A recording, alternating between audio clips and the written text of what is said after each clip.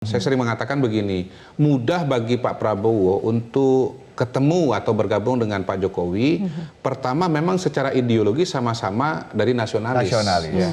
Jadi kalau kita sederhanakan spektrum ideologi Indonesia itu dari kiri ke kanan, di kiri itu nasionalis, kanan itu Islam. Kiri jauh itu adalah partai seperti PDI dan Gerindra, lalu kemudian kiri dalamnya itu Nasdem, Golkar dan seterusnya. Kanan tengah itu ada partai Islam tradisional seperti PKB, kemudian P3, dan kanan jauh itu adalah PAN dan PKS gitu. Kalau PKS kemudian nggak masuk, memang dari kiri ke kanan, kiri jauh ke kanan jauh kejauhan, sulit ketemu begitu. Jadi mudah ketemu, hubungan pribadinya juga relatif baik. Jadi saya kira memang Pak Prabowo itu untuk masuk ke Pak Jokowi relatif lebih mudah. Memang ada juga pandangan yang mengatakan ya memang Pak Prabowo sebagai figur yang kemarin jadi calon presiden dan bisa maju lagi tahun 2024 harus dirangkul dari sekarang. Jangan sampai malah kemudian terbawa arus yang pemikiran-pemikiran yang didominasi oleh kalangan yang katakanlah pemikirannya eksklusif ya. Sehingga kemudian justru menjadi calon presiden atau tokoh yang mewakili dari kelompok tersebut. Artinya dampaknya dengan adanya Pak Prabowo ini sendiri juga memiliki efek yang cukup besar untuk pemerintahan Jokowi ke depan 5 tahun ini. Harusnya begini, Pak Prabowo itu kan lama sekali berada di luar pemerintahan, lama sekali menanti masuk ke dalam pemerintahan. Jangan-jangan dalam tanda kutip sudah tidak sabar juga, karena Pak Prabowo sudah menjadi calon presiden semenjak tahun 2003, ketika menjadi salah satu calon presiden lewat konvensi Partai Golkar. Kemudian pada tahun 2004 mendirikan Gerindra, 2009, 2014 ya.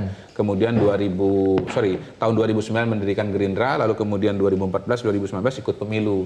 Jadi beliau ini punya ide dan gagasan berkaitan dengan kedaulatan pertahanan, kedaulatan pangan, kedaulatan energi.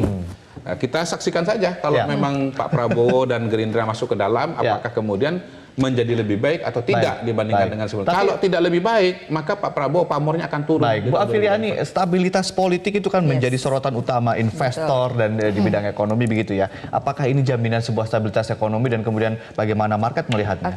Justru market melihatnya politik di Indonesia ini adalah ribut-ribut di medsos sebenarnya kalau ketemu baik-baik saja. Jadi mereka masih melihat tidak separah justru negara-negara maju yang membahayakan dari sisi politik. Justru di Indonesia orang masih melihat atau investor masih melihat dari sisi ini. Orang lebih melihat malah kepastian hukumnya dibandingkan dari sisi politik. Betul, kepastian hukum, penegakan hukum itu malah menjadi isu utama dibandingkan politiknya. Gitu. Kita juga sedang kembali memantau bagaimana situasi terkini di gedung DPR RI dan juga di luar tentunya tamu-tamu undangan sudah mulai menuju ke DPR MPR RI.